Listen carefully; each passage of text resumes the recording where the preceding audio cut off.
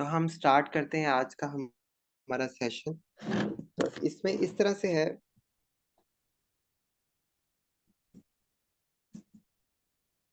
मैंने आप सब लोगों से यही रिक्वेस्ट की थी रिसेंटली कि हर जो एरिया ऑफ स्टडी है जो हमने प्रिपेयर करना है इंटरव्यू में, तो उसकी सेपरेट सेपरेट फाइल्स बना लें। इकोनॉमिक्स की अलहदा से फाइल बना लें। नेशनल टैक्स सिस्टम को जो हम अंडरस्टैंड करेंगे उसकी एक सेपरेट फाइल बना लें, उसमें नोट्स डॉक्यूमेंट्स प्रिंट आउट्स लगाते जाएं। एफबीआर की फाइल बना लें और उसके बाद फिर आगे भी दूसरी फाइल्स एफबीआर के डिफरेंट एरियाज के ऊपर बना लें, क्योंकि एफबीआर के ऊपर तो हमें कंप्रीहेंसिव स्टडी करना पड़ेगा। जैसे एक फाइल हमारे पास लॉ की होनी चाहिए और एक साइड जो है वो हमारे पास लॉ की होनी चाहिए, और इसके बाद एफबीआर की न्यूज़ अपडेट्स की एक फाइल होनी चाहिए। इस तरह एफबीआर में जो करंट एक्टिविटीज हो रही हैं वो बहुत सारी हम आगे जाके देखने वाले हैं, तो उसकी फाइल हमारे पास होनी चाहिए। तो इस तरह से जो है वो आपको डिफरेंट जो है फाइल्स बनानी। फाइल्स में ये है कि डाटा सेव होता रहेगा। तो लास्ट टाइम हमने ये डिस्कस किया था कि किस तरह से जो है वो पाकिस्तान में जो टैक्स का सिस्टम और स्ट्रक्चर जो है वो ऑपरेट हो रहा है। तो वो हमने एक पोर्शन में बाँटा था उसे कि एक पोर्शन हमारा वो होगा, जो हम स्टडी करेंगे, एक इकोनॉमी का होगा और एक करंट अफेयर और जनरल नॉलेज का होगा। तो ये वो सारी नॉलेज साइड थी, और दूसरी हमने देखा था कि जो पर्सनैलिटी डेवलपमेंट, कम्युनिकेशन स्किल, जो फिज़िकल साइड है जिसमें हम फिज़िकल अपीयरेंस, कम्युनिकेशन उन सब एरियाज़ को देखेंगे एट द लास्ट मंथ। तो दूसरा हमारा वो एरिया था।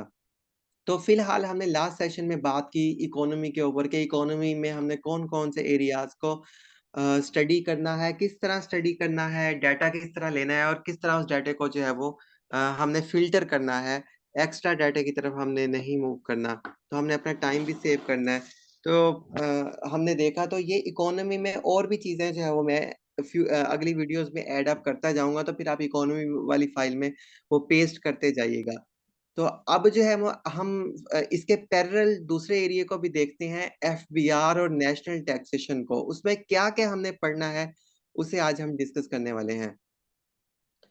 तो एफबीआर और नेशनल टैक्सेशन में सबसे पहले तो आपको पता होना चाहिए, क्योंकि अभी देखो इतनी सारी एफबीआर के बारे में बात होती है, प्राइम मिनिस्टर साहब ने आज भी किया। हर रोज़ ही आपको एफबीआर का ही ज़िक्र मिलता है और इंटरव्यू में भी आप सुनते होंगे बार-बार।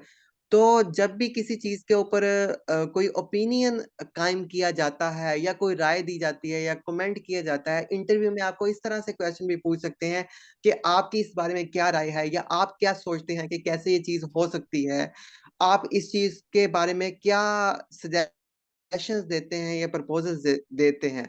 तो अगर हमें उस डोमेन का, उस बॉडी का पता ही नहीं है, हमें उस बॉडी के बारे में आगाही ही नहीं है, हम जानते ही नहीं है, तो फिर हम किस तरह से जो है वो एक राय कायम कर सकते हैं उस इदारे या इंस्टीट्यूट के मुतल्लिक जिसके बारे में हमें कोई इन्फॉर्मेशन ही नहीं है। तो फिर हमें जो है वो प्रोएक्टिव अप्रोच अपनाते हुए सबसे पहले जो है वो स्टडी करनी पड़ेगी उस ऑर्गनाइज़ेशन की, ताकि हमसे कोई भी ओपिनियन बेस, सजेशन बेस जो है वो कोई क्वेश्चन किया जाए तो हम उसको ईज़िली टैकल कर लें। इसकी एग्ज़ाम्पल मैं देता हूँ। जैसे मुझसे उन्होंने पूछा इंटरव्यू में कि आप 5 पॉइंट्स बताएँ कि पाकिस्तान के टैक्स सिस्टम और स्ट्रक्चर को किस तरह से इम्प्रूव किया जा सकता है। अब मेरे पास 5 पॉइंट मैं कैसे बताता अगर मुझे पता ही ना होता कि पाकिस्तान का टैक्स सिस्टम और स्ट्रक्चर कैसे काम कर रहा है, ऑपरेट कैसे कर रहा है, तो मैं क्या 5 पॉइंट उन्हें बताता? ठीक है? इसी तरह किसी बच्चे से पूछ लेते हैं कि आप एफबीआर की रिफॉर्म्स के बारे में सजेशंस दें, बताएँ कि कौन से मेजर्स और वेज़ अडॉप्ट करके एफबीआर को रिफॉर्म किया जा सकता है। ठीक है? या कौन से वेज़ को इन्वॉल्व करके एफबीआर की जो एफिशिएंसी है और टैक्स कलेक्शन है, उसे एनहांस किया जा सकता है। तो हमें जब उस ऑर्गनाइज़ेशन और उससे रेलेवेंसी का पता ही नहीं होगा कि वो किस तरह ऑपरेट करती है और किस स्ट्रक्चर में वो जो है वो जो बॉडी है वो एग्ज़िस्ट कर रही है, तो फिर हम क्या आंसर करेंगे? तो इसलिए हमें हमारा कॉम्प्रिहेंसिव जो हमारी जॉब का एरिया है, टेस्ट का, इंटरव्यू का, वो यही है। तो इसलिए हमें इसके बारे में डिटेल अंडरस्टैंडिंग होनी चाहिए। एक रिसर्च लेवल की, इन डेप्थ लेवल की, एक फिलोसफिकल लेवल की नहीं मैं बात कर रहा कि हम इन डेप्थ एक उसमें थीसिस एमफिल पीएचडी लेवल की करें। हम एक एक बेसिक अंडरस्टैंडिंग जो इंटरव्यू के लिए रिक्वायर है, हमें सिर्फ वही चाहिए। ठीक है, और हम उसी के बारे में आज बात करते हैं।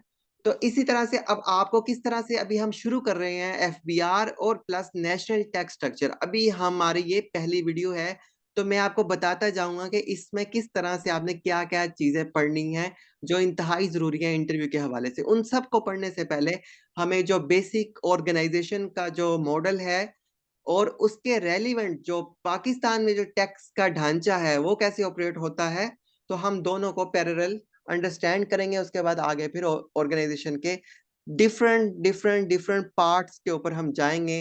वो पार्ट्स कैसे काम करते हैं तो उन्हें फिर इन डेप्थ हम समझेंगे।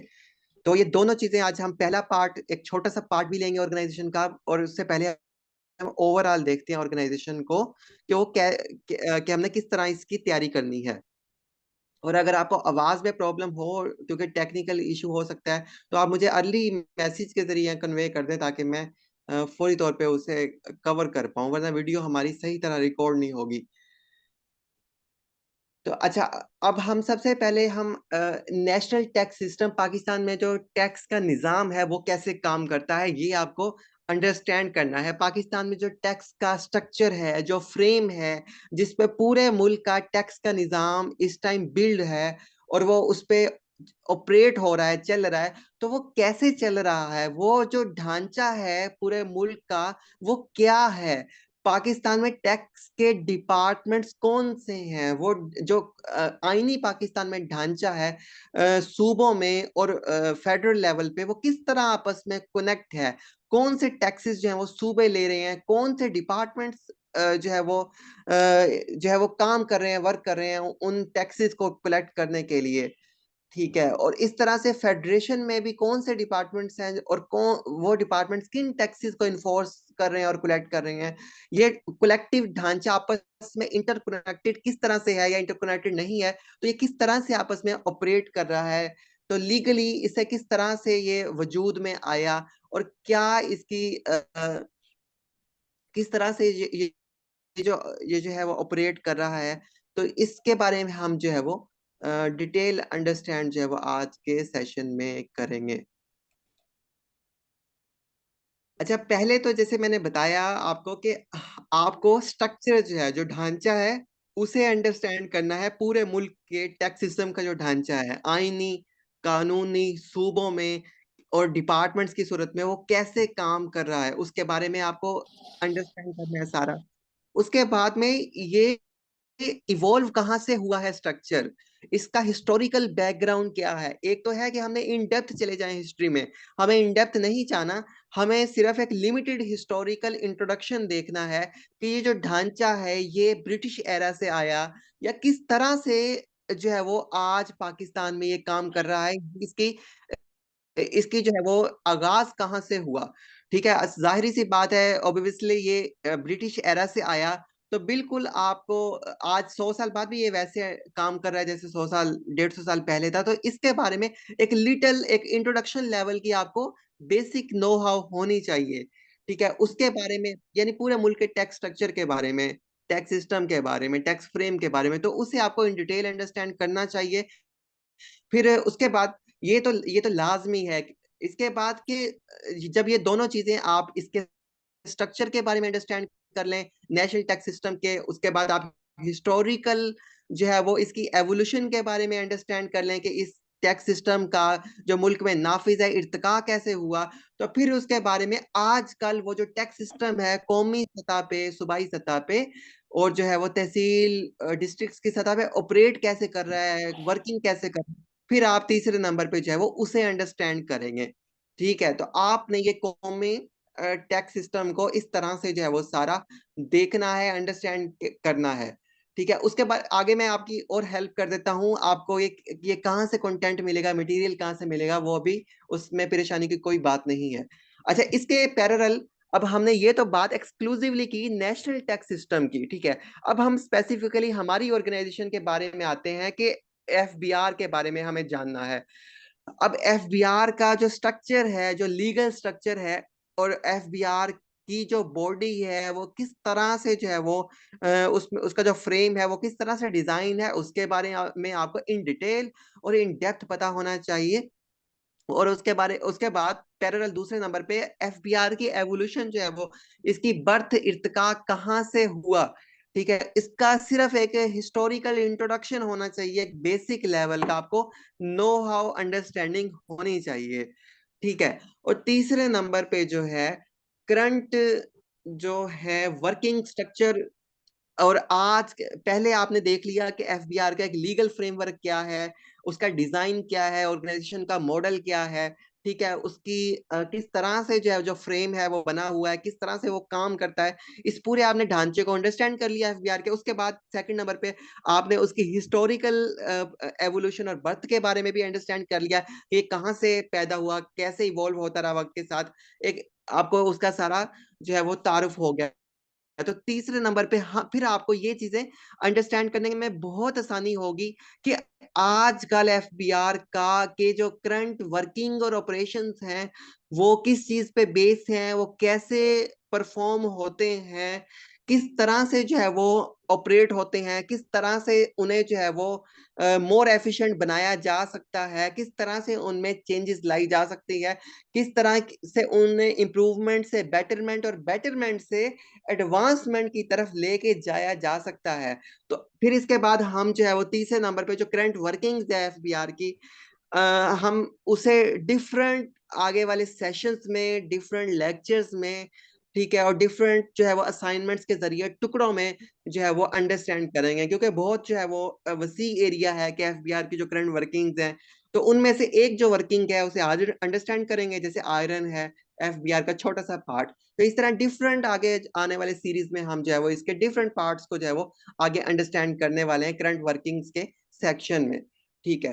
तो इस तरह अब ये इस कलेक्शन से जो पूरी मैंने आपको एक बताया, एक मैकेनिज्म आज के सेशन में बताया किस तरह से आपने तैयारी करनी है, इससे ये होगा कि आपको एक ब्रीफ और इन डेप्थ अंडरस्टैंडिंग हो जाएगी। तो कोई भी क्वेश्चन एफबीआर के मुतालिक, उसकी रिफॉर्म्स के मुतालिक, उसकी जो है वो इम्प्रूवमेंट के मुतालिक आती हैं के बारे में आता है, तो आप उसे इजीली टैकल कर लेंगे, क्योंकि आपको 360 डिग्री उस ऑर्गेनाइजेशन और उस सिस्टम के बारे में अंडरस्टैंडिंग होगी।